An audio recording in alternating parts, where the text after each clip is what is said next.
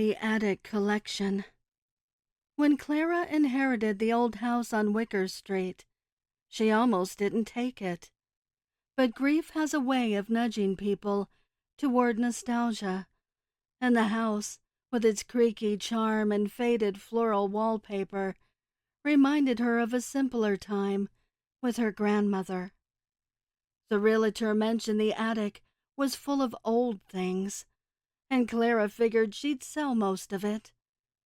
On her first night, armed with a flashlight and curiosity, she ascended the narrow staircase, dust dancing in the beam of light like tiny spirits. The attic door resisted at first. Then it gave way with a groan, as though exhaling after decades of silence. Inside, the air was stale, but something colder curled around her ankles. The flashlight flickered. She scanned the room. Dozens of objects crowded the space. Porcelain dolls with cracked faces, tarnished mirrors, a wooden rocking horse with flaking paint, and a gramophone with no records. It wasn't just clutter. It was a collection, deliberate, arranged like a gallery. Clara stepped closer to a small music box. When she opened it, the melody played backward, slow and warped. The ballerina inside didn't twirl. Instead, she tilted her head toward Clara, watching. The flashlight blinked out. Darkness swallowed her. The flashlight returned. Everything had moved. The dolls sat in a row, staring. The horse now faced the door. The mirror reflected the attic, but Clara was missing from its surface. Her breath hitched. She turned to leave. Something giggled behind her. She didn't turn around. The next morning, Clara told herself it was exhaustion, nerves, maybe some old gas leak. She returned with daylight and determination, but the attic was exactly the same. Worse, maybe, because now one doll, just one, sat at the foot of the attic stairs. It hadn't been there the night before. It held a yellowed photograph of Clara, taken as a child, sitting in her grandmother's lap. She had no memory of that photo. She took the doll, marched downstairs, and threw it in the garbage.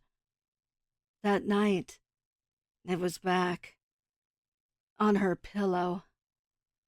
Clara left the house and stayed in a motel.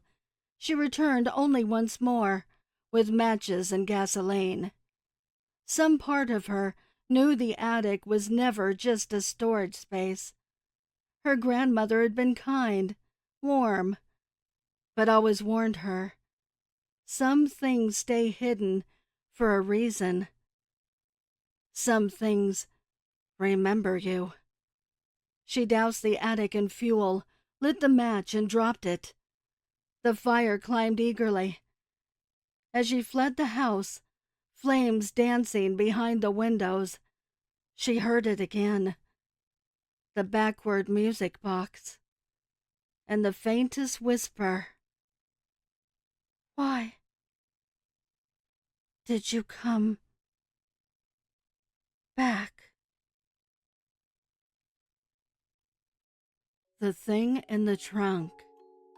After Grandma died, I inherited the house, an old Victorian monstrosity that sat hunched like a gargoyle on a hill.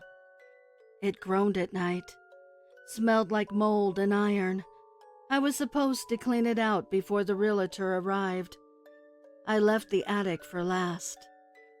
The stairs protested under my weight, each step slower than the last. I pushed open the hatch. Dust exploded into the air like ash. It was freezing up there. The attic was mostly boxes and old furniture, except for one thing, a massive padlock trunk shoved in the far corner.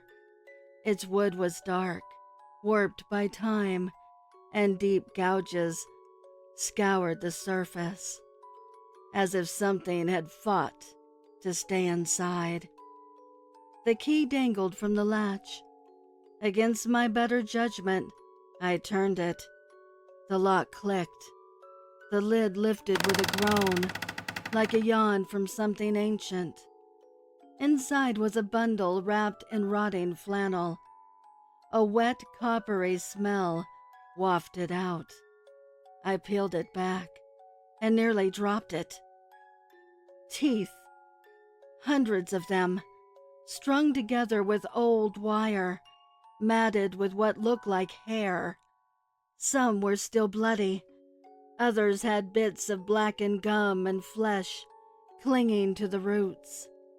Baby teeth, molars, fangs. At the bottom of the trunk, beneath the garlands, was a photograph. My grandmother, much younger, smiling stiffly. Beside her stood a tall, gaunt thing with impossibly long arms and a face hidden behind a veil of teeth. On the back of the photo, "Do not feed it after dark. Do not let it hear your name." Something shifted behind me. I turned, but the attic door slammed shut. The trunk snapped shut too, but not before I saw the writhing shape inside it. Pale, skinless arms twitching beneath the teeth blanket. A thin cry echoed in the attic, like a baby. No, a mimic of one. Then I heard the sound. Teeth chattering, not from the cold, from hunger. I backed up. My foot hit something soft. A second bundle, smaller. I unwrapped it. A skull, child size, split cleanly down the middle, hollowed out like a bowl. Inside it, a tongue, pink and twitching, still wet. I screamed. From the trunk, something pulled itself out. It moved like a spider, its limbs bending wrong, its face a patchwork of teeth and flayed flesh, grinned wide. "Emily," it whispered. My blood froze. I never told it my name. It lunged. I remember the crunch of bone, the scream that wasn't mine. My arm, its jaw clamped down, ripping muscle like paper. I made it out somehow.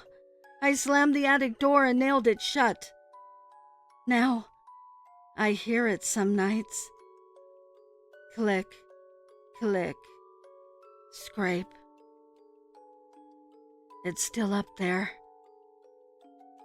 And it still remembers my name. Grandmother's Cookbook by the Prowler. My name is Susan, and I have a problem. A very big problem. I suppose it's best to start at the beginning, when you find yourself in trying times such as these. It all started just a few days ago, when I was helping clean out the attic of my family's historic summer home. It's historic in two ways. First, in architecture, it's well over 200 years old. And second, its familial history. My family built the sprawling summer manor and has called it home ever since. And they were the founders of the small town it resides near. As I was saying, I was cleaning out the attic and happened upon an old trunk in the far back corner of the room, partially hidden behind the back wall. I only found it because of the deterioration of the old wooden boards and plaster, creating a decent-sized hole in the wall, exposing the chest. I was, of course, immediately intrigued as to why such secrecy was needed in the hiding of this chest. I called over my parents to help me unearth my mysterious discovery. My dad then loosened the boards with his crowbar, and I pulled out the chest from its secret compartment. We shined a light into the secretive hole, but found nothing else. I then took the chest over to the table to examine what could be inside, and possibly find out why it was hidden away inside a secret compartment. I cracked open the lock and opened the lid, kicking up a century's amount of dust as I did this. Somewhat to my surprise, I saw laying inside the chest was a very old book, wrapped in covering I had never felt before. Definitely not a typical book binding, and alongside the book were cooking utensils you'd find typical of the period. As I said, I was a bit surprised at first, and a little disappointed. I don't know what I was expecting. I thought because of the secrecy and the chest being hidden, maybe there'd be some old family treasure locked inside or something. I pushed aside my temporary disappointment and took a closer look at the book. The title read, Agatha Ravensbrooke, Recipes and Rare Delicacies. It's a cookbook, I thought. Wow, what a great find, I said sarcastically. I asked my parents if the name sounded familiar. I assumed she was a relation, since she shared our last name, and her book was hidden away in our attic. They said she was my sixth great-grandmother, but they don't know too much about her. Well, I decided to do a little research on my own and went to the local library to find out about old Agatha. And it turns out she was quite the local celebrity chef. They say her supper parties were the go-to event at the time, and she even hosted a founding father or two, serving them her rare delicacies. They said no one could cook a better meal than Agatha, that there was something unique about her cooking methods, or it may have been her ingredients. Whatever the case, it got the attention of the most well-to-do and influential and most famous of American figures of the time, and she attended to all of their culinary needs. The sense of how proud I was reading this about my great-grandmother could not be described. I couldn't believe I was related to an historical celebrity, and my fondness of cooking made it even better. I guess I know where I got it from. Must be in the blood. I hurried home so I could give the book a proper look. I had only skimmed the pages. Knowing what I know now, I can't wait to read the book from cover to cover. When I arrived home, I went straight to my room and sat at my desk. I was a little more careful handling the book as I picked it up. Not only is this book a couple of 100 years old, it also holds the recipes of America's first celebrity chef. The book is probably worth a pretty penny to the right collector. Once again, the first thing I noticed when picking up the book was the material of the binding. As my fingers glided across the cover, the thought of dried, hardened paper mache entered my mind. It felt eerily familiar, like an old person's skin almost. Strange. Oh well. I quickly got the thoughts of old people's skin out of my mind and opened the book to the first recipe. It read, Captain Sampson's Rump Roast. Interesting name, I thought. I wonder who it was named after. The ingredients read as followed. Cut 1 beef cheek from the back rump. Left or right, doesn't matter. I prefer the right myself, but to each their own.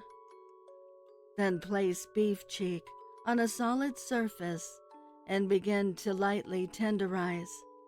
A couple of hits on each side should do it, but no more than that. Then season each side of beef with salt, pepper, cumin if available, and paprika for a spicy note, if available. Rub the seasoning into the meat, then proceed to brown the entirety of the outside of the beef, but not fully cooking it. While the beef browns, chop 1 full onion, 2 carrots, and 3 potatoes, and put into 1 large cast iron pot. When the beef is done browning, put into pot with vegetables and pour 3 cups of beef stock into pot, along with a bushel of thyme and a pinch of cinnamon, nutmeg, and a few mustard seeds. Then cover lid and cook over a medium flame for 2 hours, checking halfway through. At the bottom of the page, it read T. Jefferson's favorite. Wow! Thomas Jefferson's favorite meal of my grandmother's? It's unbelievable, I thought. And it sounded pretty good, too. I quickly reread the recipe, and it turned out we had every ingredient called for to make Captain Sampson's rump roast. I did everything to a T, and after 2 hours the roast was ready. I must say, while the roast was good, delicious even, it didn't taste too different than any other roast I've had in my life. I was a little disappointed, actually. This is what people were up in arms over? This was one of our founding fathers' favorite meals? I don't know. Maybe people's palates were more easily pleased back then. I continued reading through the book and even made a few of the recipes. And while everything sounded delicious and was delicious, it didn't seem different from the meals I've had throughout my life. The things I read about Agatha was that her recipes were unique and rare, that her cuisine tempted the palates of everyone who tasted it. She was famous because of it, for God's sake. I needed to know her secret. I needed to know how she achieved her culinary success. Maybe I could continue her legacy. I did the only thing I could do to find out. I went to the curiosity shop and bought a Ouija board. I was going to summon my great-grandmother and learn all her secrets. This is where the trouble started, unfortunately. Of course, I had always heard the stigmas and the warnings attached to Ouija boards, and admittedly, I should have paid those warnings heed. I wanted something that actually worked, so I also made the mistake of asking the store's elderly owner to give me something real, something that really worked, and not just one of those generic Ouija boards on the shelf. The old woman brought a dust-covered box from the back. She muttered to me as she displayed the box before my eyes, "If you want to summon the dead, dearie, then you need a Ouija board with some wear.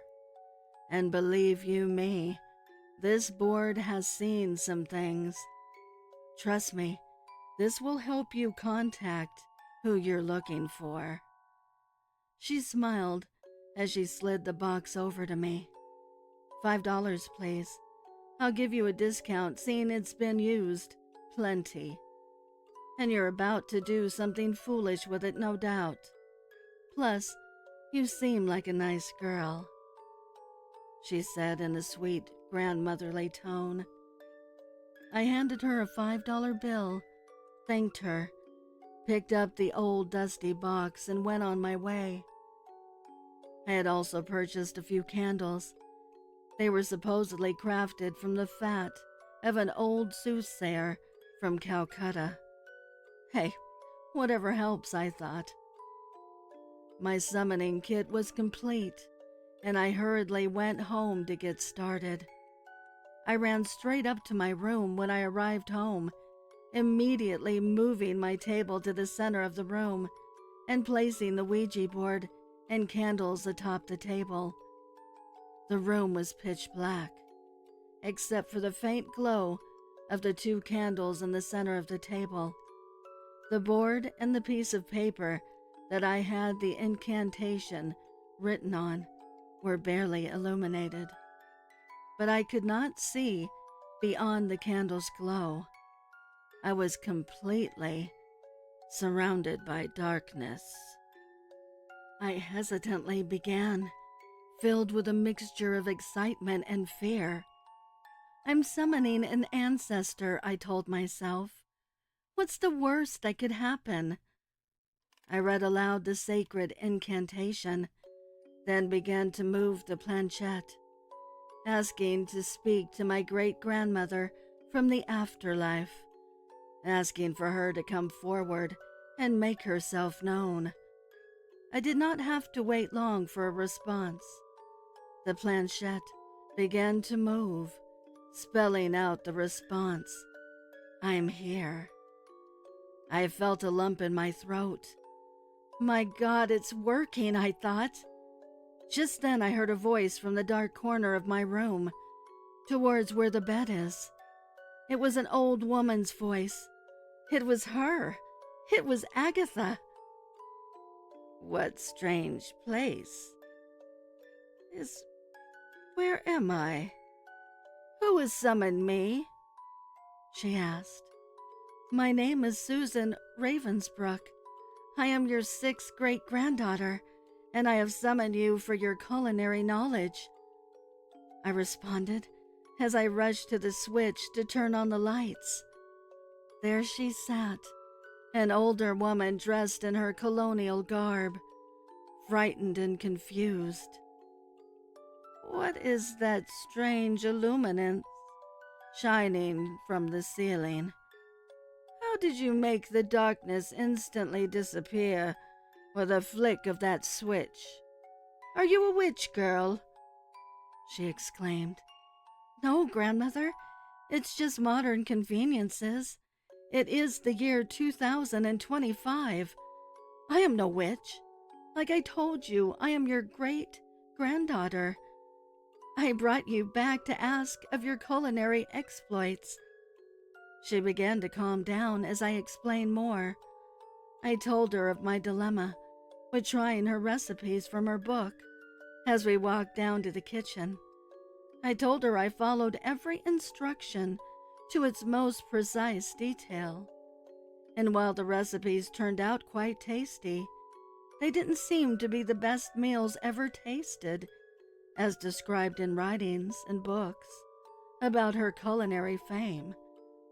She smiled and asked about my ingredients. You must always use the best, most freshest ingredients, my dear, she said. I told her the ingredients were fine. Fresh vegetables, the spices and seasonings were as fresh as you could get, and the meat was the finest cut from the butcher. She smiled once again and said, That's the problem right there, my dear. Your meat must be the highest quality, and your meat cannot be the highest quality from some animal that toils in the mud out in some field, rooting around in its own feces. She then looked at me with a disturbing grin, almost as if she was giving me a once-over. No, my dear. If you want your meal to be the finest meal anyone has ever tasted, the meat must be from a human, she said with a somewhat menacing tone. That's why all of the dishes are named after someone, It's not that person's favorite dish. It's because they were in it. She said with a faint laugh. I guess that's why the book covering felt like old dried skin, because it is old dried skin, I thought. Well, like I said, I brought you back, Grandmother, to find out your secrets and to continue your legacy, maybe becoming famous myself and carrying the family name into culinary fame. But I cannot kill another person just to use their meat. And to be quite honest, knowing now what your secret is, I find you and your legacy very disturbing and disgusting. It's time to send you back. Her face became stern, then grinned sinisterly. I don't think so, my dear. I'm not going back. I don't need you to carry on my legacy. Now that I'm here, I'll continue it myself. She looked me up and down once again, then grabbed a meat cleaver. You look pretty tasty, my dear. You're exactly the type I would have used for one of my meals, served at one of my famous supper parties. I haven't cooked in such a long time. I need to knock the rust off, and you'll do just fine, she said as she raised the meat cleaver. I screamed and ran. She chased me around the kitchen. I gave her the slip, then barricaded myself in my room. Now here I sit, like I said in the beginning. I have a problem, a very big problem. My grandmother, my long-dead grandmother, who turns out to be a famous cannibal cook, wants to eat me. Through the door, she's telling me, the fear and the sweat makes the meat taste better. She doesn't mind the wait, for I am marinating in my own juices. I'm frightened. Someone send help. My grandmother's trying to eat me. The attic. Everyone warned Clarice about the house on Wren Street. Don't go near it, the locals whispered. But Clarice, a writer chasing inspiration, couldn't resist its dusty charm and the attic that seemed to beckon her. The house had been abandoned for decades, but the key worked like it had been waiting for her. The floorboards groaned under her boots as she explored, but it was the attic door, half-rotted, slightly ajar, that called to her most. She climbed the narrow staircase, flashlight flickering against cobwebbed rafters. The air was stale, heavy, and colder than it should have been. A single trunk sat in the middle of the room. Its iron latch rusted shut. The dust around it was undisturbed, yet the lid creaked open with a single touch. Inside, a porcelain doll with empty eye sockets and hair matted with what looked like blood. Beneath it, brittle sheets of paper, pages from a child's diary. It read, Mama says the lady upstairs watches me sleep. Clarice's breath caught. Wind howled outside, but the attic window didn't rattle. No, it was something else.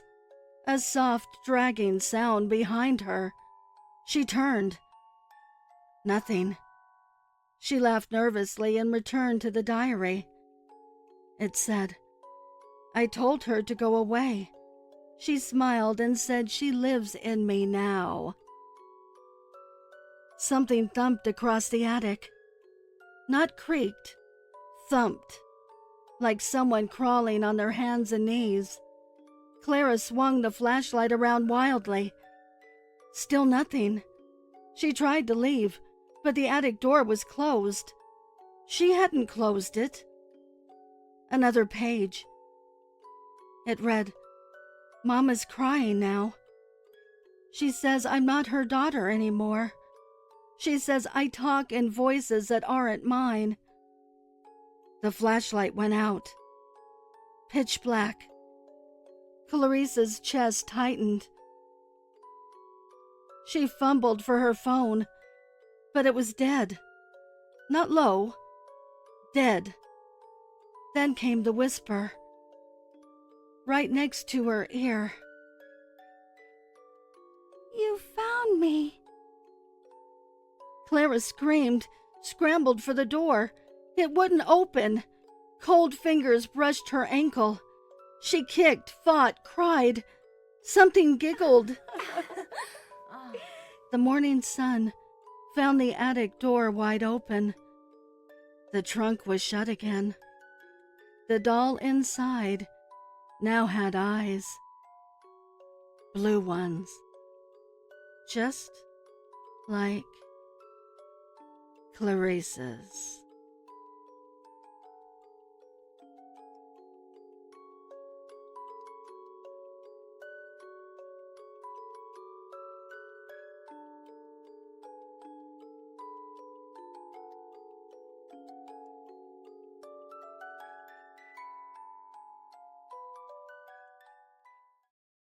I would like to give a heartfelt thank you to the special friends of the channel for your overwhelming generosity.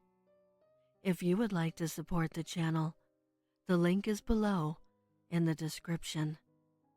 Also, please send me your stories and poems to duchessofdarkness27@gmail.com. You can also find me on Instagram at duchess.ofdarkness and Twitter at duchessofdarkn2. I want to thank all my listeners for your kindness, your encouragement, and your support. It means the world to me. Thank you for joining me. Until next time.